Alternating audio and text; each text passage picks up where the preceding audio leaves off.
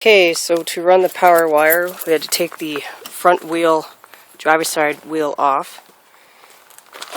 And in here, there are some screws to the front most well. I'm going to take that off because near the battery, right here, is a hole that will run the wire through the battery, through the wheel well, and from here into the cab. Okay, so this thing is off, and we have here a little boot that goes inside the car. It was wrapped up in electrical tape. I just took it off, and we do have room for more wire. Moving inside the vehicle, I took this off. It's just held down by clips, so that was really no big deal.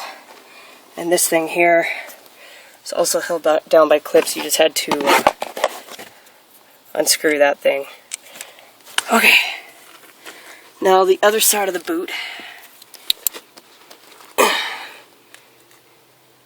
is right in here. I don't know if you can see that. Right there. It's all just electrical tape rather. So I'm going to take all that off and fish the wire through. Okay, so what I did is I went to Canadian Tire and purchased one of these tool kits to install car stereos, and with that came this little fishing wire. And so I was able to fish this thing through the inside to the outside of that boot. And I'm going to connect the power wire and pull it in. Okay, so all I did was tie the wire to existing wires underneath the wheel well. It follows a harness into the boot and comes out the other side. So now I'm going to reassemble all of this. Okay, so that's all put back together. Up in here I've got this plate on. This is still open because this part has to come off. In order to do that, I have to take the back seat plate off, which is attached to this. So I have to unscrew here. So I decided I'm entirely too lazy to take this apart, so I just fished it through here and stuck it under this thing. It's coming out. It's going in between the hinge. It still moves freely. And as it comes out the back, I put it at the side where there's no pressure on the wire. Okay, so the grounding wire that came with the amp installation kit is really short. It's maybe only 2 feet long. So we have to keep it somewhere close to where the amp is going to be. My amp is going to be in my trunk. So what I did is I ripped half the car apart and found another factory ground for what I'm assuming is the rear lights and all that kind of fun stuff.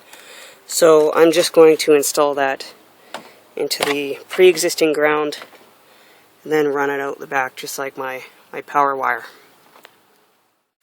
Okay, so now it's time to take out the original dash kit. I'm going to use this little prong device that came with the installation kit from Canadian Tire. I'm going to start by prying out these things here, here, and then this. Alright, so now I'm going to run the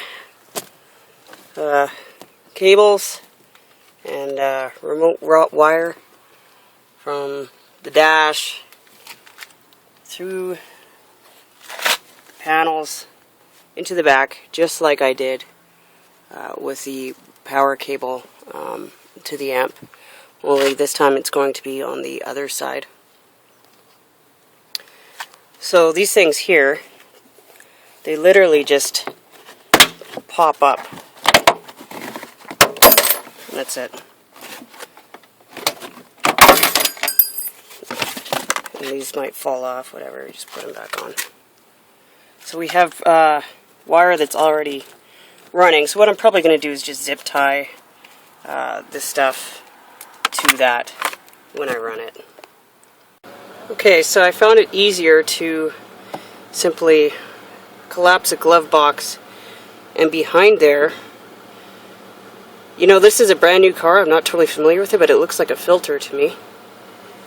But underneath, it gets a little bit complicated, so I figure it's easier for me to go this way across here and out down there than to try and interfere with what's going on underneath. Okay, how did I snake these wires through here? Well, the answer is I cheated. I pulled this up. This will come over top of it after, right? So it's going in through the side. Okay. And in the back here, I used this snake tool that came with that kit. Okay. And same thing, I lifted it up. Now at the end, I'm just gonna squeeze it underneath this thing and push it back. Instead of actually trying to go through such a tight little hole, forget it. Okay, same with here. Now that this is done, I can just put it, squeeze it underneath, pull the rest of it through, and that's it.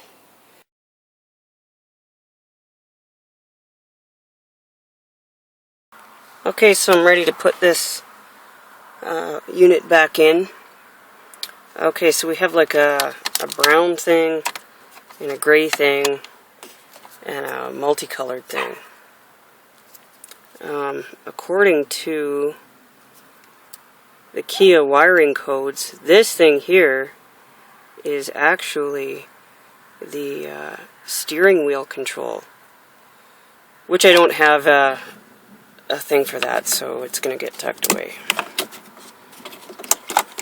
So I'm going to lose all the functions that are on the steering control until I can find an adapter for that.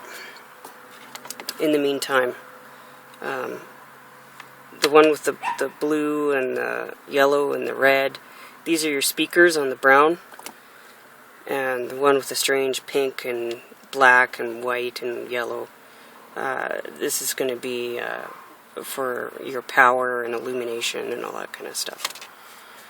And of course we have these in here. This I'm going to hook up. And somewhere in here is the antenna. Here it is. So this is the antenna we're going to hook up here. Okay, so let's talk about this blue wire. This blue wire that I ran through the car that's going to attach to the amp is actually spliced and soldered into the blue wire that's in here. So this wire and this wire are the same thing. It just kind of splits off in here. Okay, so this is back and installed. Turn the light here. It just went from plus 33, I believe it was, to raining. Anyways, so the wiring's hooked up properly. I just went to test it, and you know, honestly, even the way it is better sound than factory, but yeah, no, it's not good enough for me. I will, after the amp is installed, install speakers, and we can go through that too. The only thing I have left to do on the amp is hook up the ground. Okay, so now it's time to install aftermarket speakers. So I'm going to take my trusty little tool here and pop the tweeters first thing. Okay, so I removed the factory tweeter and installed the aftermarket. The aftermarket did not fit. In fact, it was a little bit too big. So I secured it with some perforated steel strapping that I got at the hardware store for like $3 or something. Originally, it looked like this. I just had to snap off these ends in order to squeeze it in there. And I'm just going to stick this foamy thing back on top, and that's it. Done with that. Okay, so when taking the passenger side door off, there are 3 screws, one here, one just underneath and one over on the side. You unscrew that, and then you take your trusty plastic tool, shove it in the bottom corner by the light, and slowly pop all the way up the outside. You'll be able to see the clips. When you do open it, be careful, because all the wiring is in there to the door handle and everything else, so try not to yank on it and snap anything. Okay, while I have my drill charging, I decided, well, I'd try and install those crossovers. And, well, here we've got yellow and black, yellow and black. Try to find the right yellow one, as if. So, basically, I have to take the dash kit out again and just use my own speaker wire. I'm just going to tap into what's already there. I'll split it, rewire it down just like I did with the RCA cables. And while I'm in there, I went ahead and I purchased this steering wheel control module. And, well, it's a good excuse to add that anyways. Here we go. To my disappointment, the speakers also did not fit. Opposite of the tweeters, the speakers are actually too small for this hole. So I had to get one of these brackets that you can sort of cut out the shape or design that you want.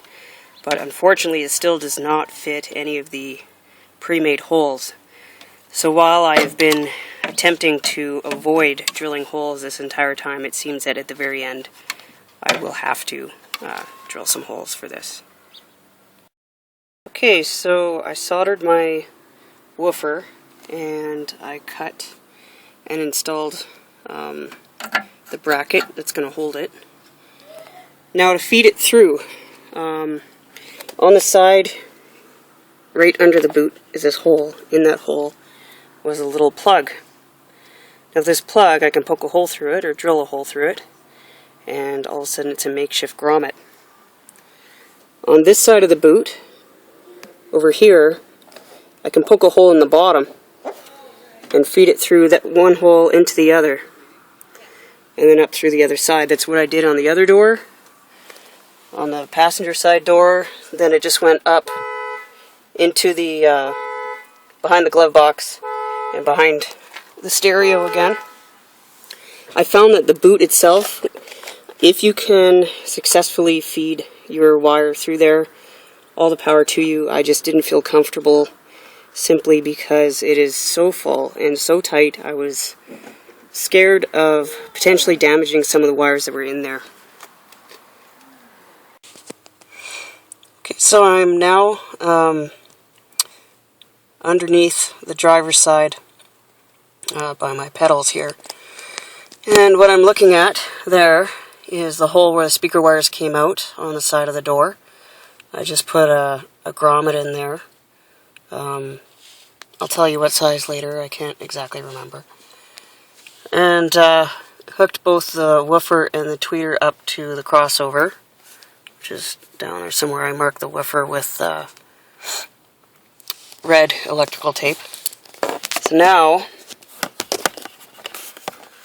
I'm feeding, here it is, the wire from the stereo. I started from the top and pushed it down, caught it under here.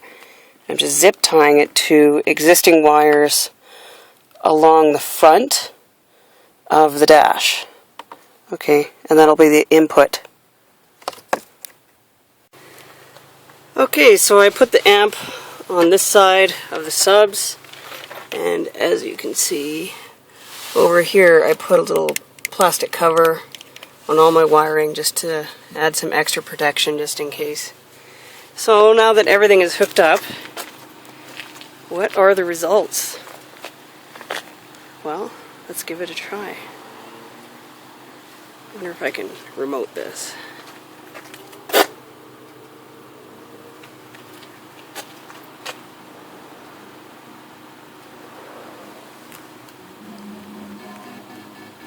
Louder and louder.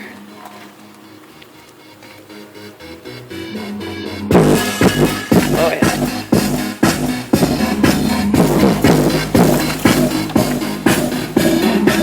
I wanna hold them like they do in Texas, please. Fold them, let them hit me, raise it, baby, stay with me. I love it.